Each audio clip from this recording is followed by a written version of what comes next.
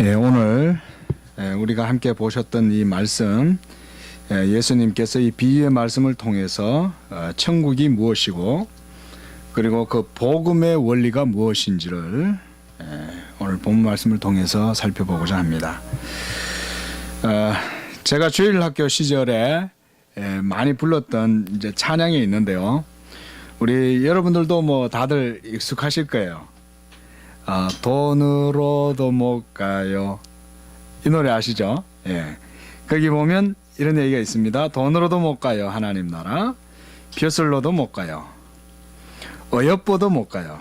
힘으로도 못 가고 지식으로도 마음 착해도 못 가요. 예. 이 어린이 찬송가 가사입니다. 여기에 열거된 이런 조건들을 우리가 보면 이게 한마디로 바로 그 율법적인 그런 조건들이라고 할 수가 있겠습니다.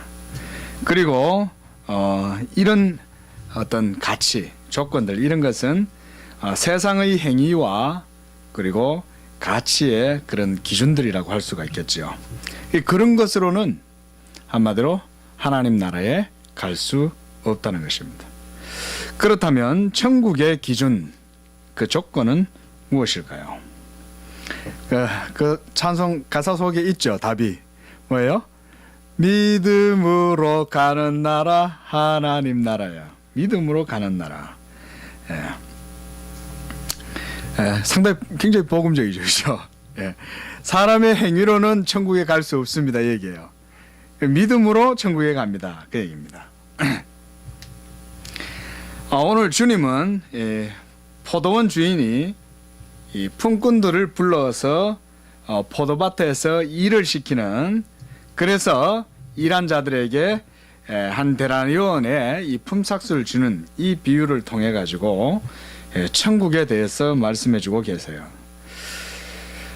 우리가 일단 천국이다 이러면 뭐 동서고금을 막론하고요.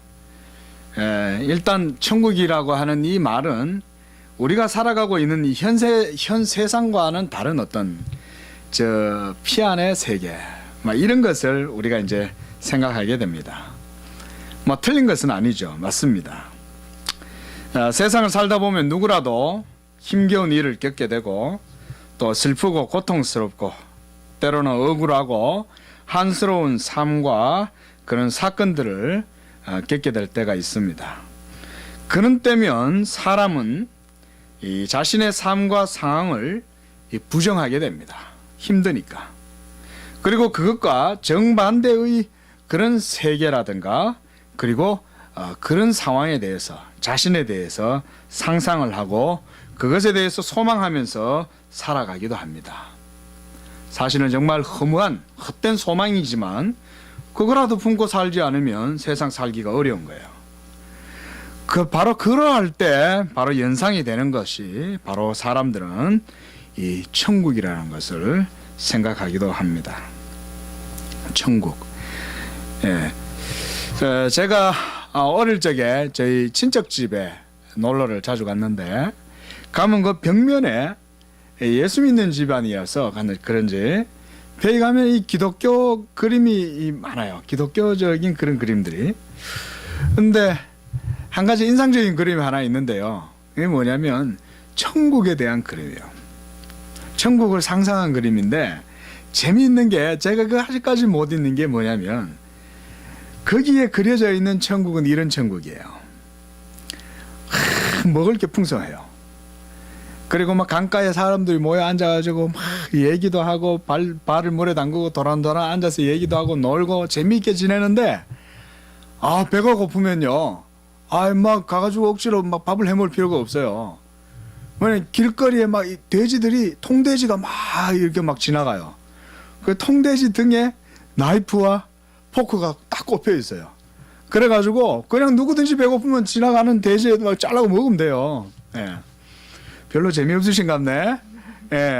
근데 어린 제한테는 그게 아주 그럴듯했어요. 그때는. 왜냐면 제가 어릴 적에는 그래도 요즘은 물자나 재화들이 넘쳐나고 뭐 먹을 음식도 뭐 워낙 뭐 넘쳐나잖아요. 거의 뭐 가공식품까지 합치면 뭐 말도 못하죠. 막 썩혀서 막 버릴 정도니까 요즘은. 그래도 저는 시골에서 살아가지고요. 저도 386 완전 말입니다. 69년생이라서. 예. 근데 제 시골에서는 그래도 닭을 1년에 한 2번 정도 먹나 이렇습니다. 닭 정도는. 그래도 그 정도 잘 먹은 거예요. 닭. 예. 그러니까 여러분 생각해 보세요. 이 닭을 1년에 한 2번 정도 겨우 그렇게 먹을 정도면 천국 가면 마음껏 먹겠다는 생각하지 않겠습니까? 그렇죠? 그러니까 그런 돼지에다가 나이프 포크 이렇게 뭐 끼워져 있는 거 그런 그림 상상하는 것도 제가 볼 땐 그런 무리는 아닌 것 같아요. 근데 문제는 뭐냐면 우리가 그렇게 상상하는 그런 천국이 사람들이 상상하는 그런 천국이 과연 실제 하는 천국이냐? 그건 아니라는 것이죠. 예. 그저 자신의 상황이 힘드니 그런 상황을 어떻게 하든지 한번 벗어나 보고자 하는 그런 자기 스스로를 위안하는 그런 정도의 뭐 소망으로 삼고 하는 그런 정도의 상상이지 그건 실제는 아니죠. 진짜 천국의 모습은 어떤 것일까? 진짜 천국의 모습. 성경에서 천국에 대한 이미지가 나타나는데요. 특히 천국에는 성경에서는 여러 가지 표현들이 많습니다. 그런 성경적인 천국에 대한 이미지 이런 것들을 우리가 좀 유의 깊게 한 번씩 보는 것도 좋을 것이라 생각이 됩니다. 말씀해 보니까 천국에는 어두움이 없다 그러고요. 그리고 하나님의 영광의 빛과 생명과 의로 가득하고 또한 거기에는 죽음이 없고 그리고 눈물이 없는 곳이다 이렇게 말씀합니다. 또한 먹을거리도 풍족하고 항상 생명나무 실과가 넘쳐난다고 말씀하고요. 또한 거기에는 하늘의 천사들과 같이 우리 구원받은 성도들이 날마다 하나님 아버지의 영광과 그 빛을 보면서 세세무궁토록 하나님을 찬양하고 그분을 아는 그런 지식에 영원한 즐거움과 충만한 기쁨으로 살아간다 이렇습니다. 생이 충만한 것이 천국이죠. 뭐 별그대처럼 뭐 한 400년 오래 살고 뭐 이 정도는 아무것도 아닌 거죠. 예. 뭐 결혼하고 장가가고 하는 것도 없습니다. 거기 가면 하나님의 영광을 즐거워하고 하나님과의 생명과 사랑의 교제 가운데 영원한 생의 의미가 충만한 것이 바로 천국이에요. 예. 그렇게 조금 비교를 해보면 우리가 살아가고 있는 심지어 우리가 이 세상에서 이 성도로서 살아가는 이 세상에서의 신앙의 삶과 비교해봐도 차이가 크죠. 아직 우리가 이 육신의 장막을 벗을 그날까지는 우리가 이 세상에서 신앙생활을 하더라도 그것은 어떤 면에서 여러 가지로 완전한 천국이 현시되는 그것과 비교하자면 남루하기 짝이 없는 것이죠. 또한 성경은 이러한 천국이 저 반대편 어디인가에 있는 것도 아니고 그리고 사람의 눈으로 볼 수 있도록 임하는 것도 아니며 바로 지금 믿는 자들 안에 임하여 있다. 또 이렇게 말씀합니다. 주님은 이렇게 말씀하셨어요. 누가복음 17장 20절에 보니까 하나님의 나라가 어느 때에 임하니까 라고 물으니 이렇게 말씀하셨습니다. 하나님의 나라는 볼 수 있게 임하는 것이 아니요 또 여기 있다 저기 있다고도 못하리니 하나님의 나라는 너희 안에 있느니라 그랬습니다. 하나님의 나라가 우리 안에 이미 있다는 거예요. 이렇게 여러분 성경 속에는 천국에 대해서 하나님의 나라에 대해서 여러 가지 표현들이 있습니다. 또한 먹는 것도 아니고 마시는 것도 아니고 성령 안에서 의와 평강과 희락이라고 했어요. 의, 평강, 희락. 한마디로 생명과 의와 기쁨이 충만하다는 거예요. 네. 하나님으로 인해서. 자, 이런 천국에 대한 여러 가지 말씀들이 많이 있는데요. 저는 오늘 이 본문의 말씀에 한정해서 몇 가지 말씀들을 전하고자 합니다. 천국 비유의 말씀은 이 천국의 가치와 기준에 대해서 오늘 이 비유를 통해서 말씀해 주고 있어요. 천국의 가치와 기준. 좀 낯설 수 있죠.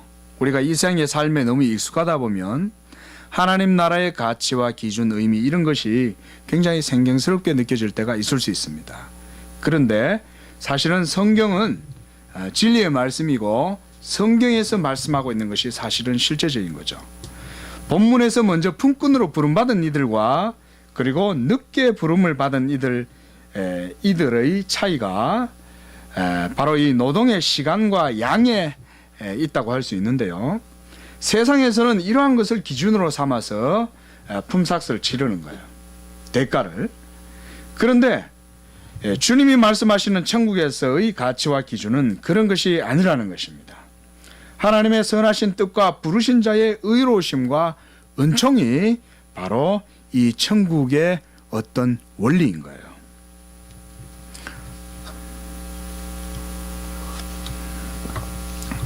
그런데 오늘 본문 말씀에 보니까 먼저 부름을 받은 일꾼들의 불만이 나타나요. 그들의 불만을 살펴보면 우리가 그렇게 공감하지 못할 것이 없습니다. 자, 그의 얘기는 이거예요. 나는 가장 먼저 부름을 받았고 아침 일찍부터 종일토록 일을 했고, 그러니 나보다 뒤늦게 일한 이 사람들보다 내가 당연히 품삯을 더 많이 받을 것이다. 이런 그의 주장 여러분 어떻게 생각하십니까? 우리는 충분히 이해할 수 있죠, 그죠? 자, 그러나 본문에서 비유에서 주님은 그것이 그렇지 않다고 말씀합니다. 일명 그의 주장이 틀리지 않아 보이지만, 그러나 문제는 뭐냐면 이것은 단지 세상적인 관점과 가치의 기준으로 볼 때는 그러하다는 거예요. 세상에서는 공짜가 없죠. 1시간 더 했으면 1시간 시급을 더 받는 것이 당연한 것입니다. 그런데 오늘 이 비유의 말씀은 천국의 비유예요. 천국의 원리와 가치와 기준은 세상의 것과는 다르다는 것입니다. 먼저 천국에서의 관점과 기준은 그 중심이 바로 하나님 자신에게 있다는 거예요. 우리가 오늘 본문 말씀을 통해서 볼 수 있는 것들은 그런 것입니다. 세상의 가치와 기준은 바로 자기 자신이죠. 내 자신의 행위죠. 내가 얼마나 노력하고 내가 얼마나 거기에 투입을 했느냐에 따라서 내가 더 할당을 받고, 이것이 세상이지만 하나님 나라는 그렇지 않다는 것입니다. 여러분, 우리가 하나님 나라의 원리를 좀 배울 필요가 있겠죠. 본문에서 포도원 주인은 바로 사람을 부르시는 하나님이십니다. 세상의 모든 일을 하나님께서는 홀로 주관하시고 섭리하고 계시고, 그리고 무엇이든지 하나님의 선하신 뜻 가운데서 이루어 가시는 것입니다. 그 가운데 하나님께서 사람을 불러서 사용하시는 거예요. 하나님께서. 여러분, 실제로 하나님은 모든 일들을 다 그렇게 하십니다. 심지어 하나님은 빛도 짓고 어두움도 지으시는데 악인조차도 하나님은 그렇게 사용하세요. 악인조차도. 그렇게 볼 때 이 세상은 하나님의 섭리와 뜻을 이루어가는 그런 포도원이라고 할 수가 있겠습니다. 세상의 사고방식과 가치와 기준은 하나님이 아니라 바로 자기 자신에게 있는 거예요. 이게 세상이에요. 이게 세속이죠. 그래서 내가 이만큼 했고, 그래서 내가 이런 사람이고, 나는 이러했다. 다른 사람과 그래서 내 자신을 비교하는 것이 합당하고, 그래서 나는 너와 다르고, 너보다는 낫고, 그리고 질적인 차이에 따라서 내가 더 많이 대접받고, 그리고 이렇게 해서 서로 구별하는 거, 이게 바로 세상의 나라죠. 세상 가치 기준이죠. 이게. 아닙니까? 그렇죠. 이런 세상 속에서 우리 그리스도인들이요, 이 하나님 나라를 알지 못하면 세상 사고방식과 원리와 똑같이 살려고 그래요. 그리고 그렇게 사는 것이 세상에서 지혜로운 것인 줄 착각해요. 여러분, 이런 게 지혜로워 보이지만 결코 그렇지 않습니다. 여러분, 좀 세상에서 미련하고 어리숙하고 계산 좀 떨어지는 것 같고 그래 보여도요, 하나님 나라의 원리대로 사는 사람이 진짜 지혜로운 사람이에요. 그리고 하나님은 그런 사람을 세상에서 하나님의 손으로 은밀하게 싹 감춰두십니다. 조금 미련한 것 같고 다른 사람보다 좀 모자라는 것 같아도 그런 것 때문에 우리가 조금 더 주눅들 필요가 없죠. 전능하신 하나님이 자기 그림자로 싹 덮어주세요, 여러분. 자, 그러나 여러분, 자, 이렇게 불평하는 먼저 온 품꾼들의 사고방식, 바로 거기에 큰 문제가 있어요. 그게 바로 세상적 사고방식의 큰 문제죠. 예. 그거 오늘 이 품꾼들의 사고방식의 가장 중심에 있는 문제예요. 가만히 생각해 보시라는 것입니다. 가만히 생각해 보세요. 과연 이 비유를 통해서 이 비유가 예수님이 잠시 잠깐 그때만 필요해서 사용한 비유냐, 아니면은 만세의 인류에게 모두 적용될 수 있는 비유냐, 과연 이 비유가. 예. 자, 여러분, 여기서 뭐가 문제일까요? 이 품꾼들의 문제를 이 비유에서 지적하는 것은 바로 이런 거예요. 그 가장 중요한 문제는 하나님께 대한 감사가 없다는 거예요. 자신들의 삶과 존재의 기반이며 그리고 생의 본질이 되시는 하나님을 인정치 않고, 이스라엘 백성들처럼 자기들의 뿌리요 근원이 되는 하나님을 인정치 않는 것과 마찬가지로 세상이 사람이 자신이 중심이 되어서 모든 것을 구별하고 판단하고 그래서 다른 사람과 차이와 기준으로 삼아서 자신을 높이는 거예요. 벌써 품꾼들 간에도 차이가 생겼죠. 나는 먼저 왔어. 그리고 쟤네들은 나보다 늦게 왔어요. 벌써 거기에도 이런 구별과 차이가 생기는 거예요. 그 얘기는 먼저 온 품꾼들이 자기들의 행위가 더 많으니 그걸 벌써 내세우는 것이죠. 예. 자, 우리의 생도 마찬가지라는 것입니다. 하나님의 포도원에서 모든 인류가 다 부름을 받았다면 그 모든 사람들은 그 포도원의 주인 되신 하나님의 기준에 맞추어야 할 것인데 다 자기의 기준으로 맞추어서 살아간다는 거예요. 그리고 그 기준으로 다 판단하고 자르고 정죄하고 그리고 자기는 정죄하지 않고 자기는 잘났다고 생각하는 거죠. 정작 생명과 호흡과 하루하루를 살아갈 수 있는 그 생기를 주신 하나님, 심지어 영혼조차 하나님께서 주셨는데도 불구하고 그 하나님을 찬양하거나 감사하거나 그분께 합당한 영광을 돌리지 않는다는 거예요. 사람들은 이러한 말을 하면요, 여러 가지 변명이나 핑계가 많아요. 뭐 하나님께서 보이지 않는데 하나님께 무엇을 드려야 하고 또 무슨 감사를 어떻게 해야 하느냐. 하나님 보이지도 않는데 내가 뭐 돈을 드려야 되냐, 뭐 어떻게 해야 되냐 하는 방법도 내가 모르겠다. 과연 그럴까? 성경은 그렇게 얘기하지 않습니다. 우리가 할 일은 오직 하나님을 믿고 그분께 합당한 의와 영광을 돌려드리는 일이에요. 이것이 어려운 일이 아니죠. 로마서 말씀에도 저희가 핑계치 못한다 그랬거든요.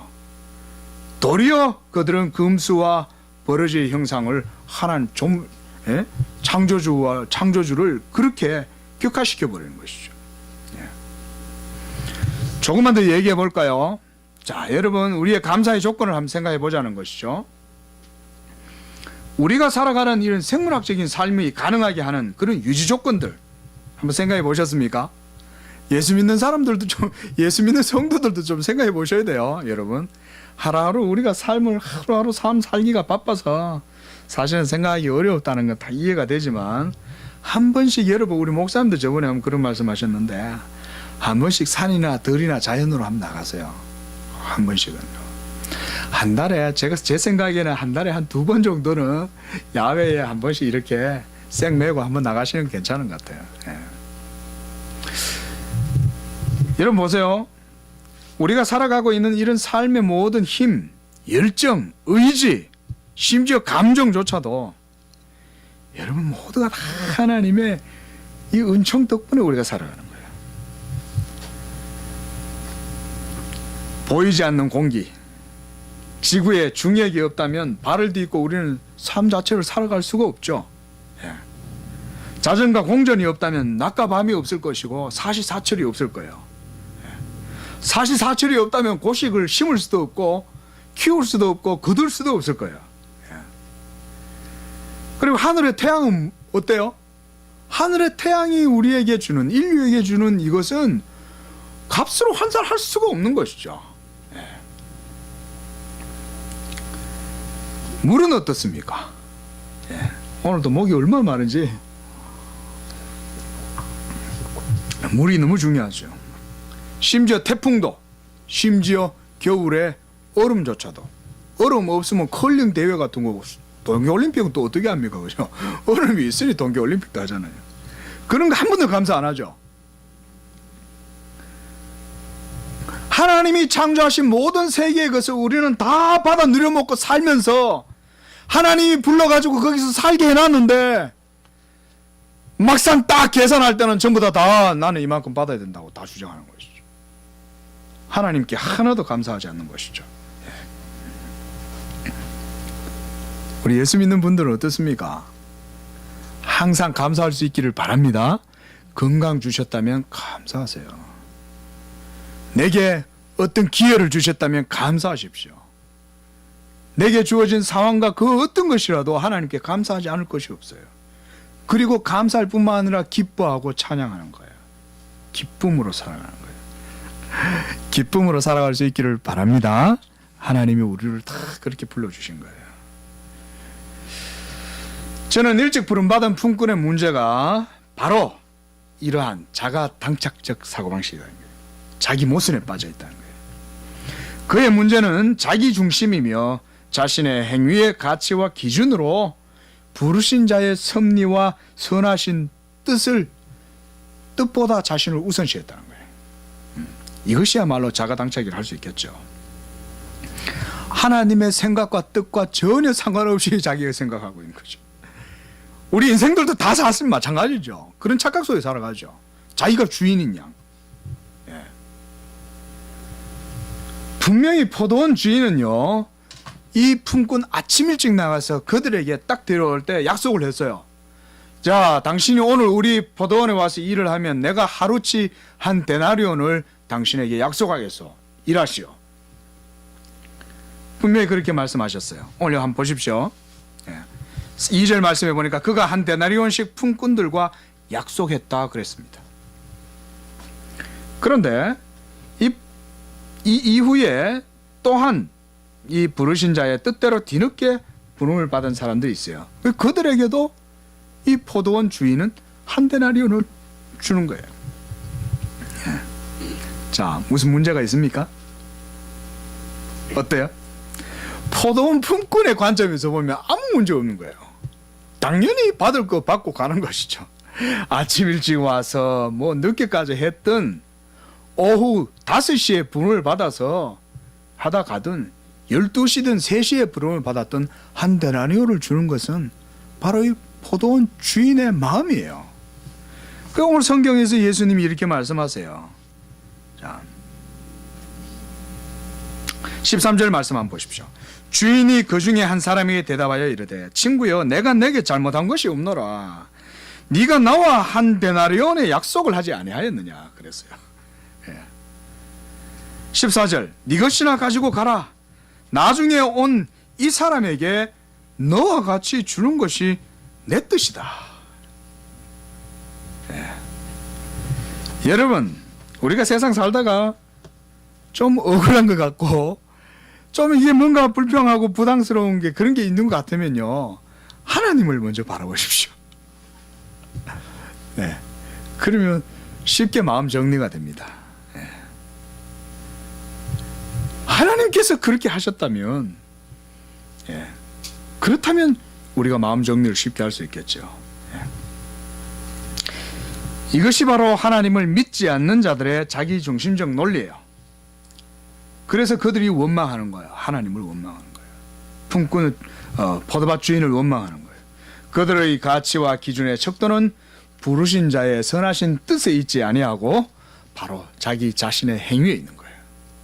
이게 이 비유에서 주님이 지적하시는 바예요. 반면 오늘 포도원 품꾼의 비유를 통해서 하나님께서 보여주시고자 하시는 것은 바로 부르시는 자의 은혜에 달려 있다는 것입니다. 하나님의 나라는 바로 이와 같은 거예요. 하나님께서 불러주실 때에 하나님은 그를 선하게 사용하실 수 있고, 그리고 그 부르심은 인간의 행위를 의지하지 않고 부르신 자의 뜻에 달려 있다는 것입니다. 우리가 이런 마음으로 모든 삶을 산다면 굉장히 가벼울 것 같아요.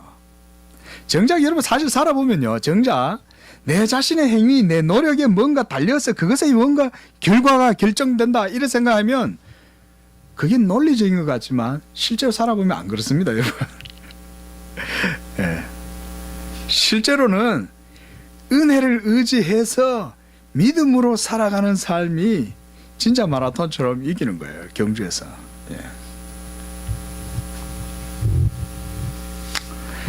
여러분, 하나님께서 우리를 믿음의 사람으로 불러주셨다는 사실을 늘 기억하시기를 바랍니다. 또한 그 사실을 늘 감사해야 됩니다.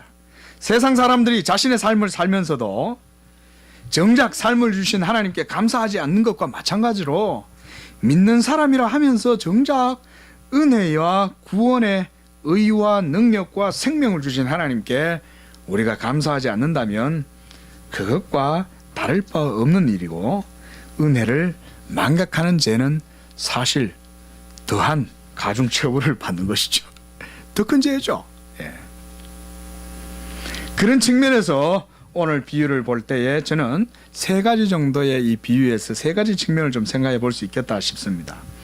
1차적으로는 넓은 측면으로 생각하면 여기에서 일찍 온 품꾼과 나중에 정오 이후에 늦게 부름을 받은 이 일꾼들은 이 유대인과 이방인의 비유가 되지 않겠는가 생각이 됩니다.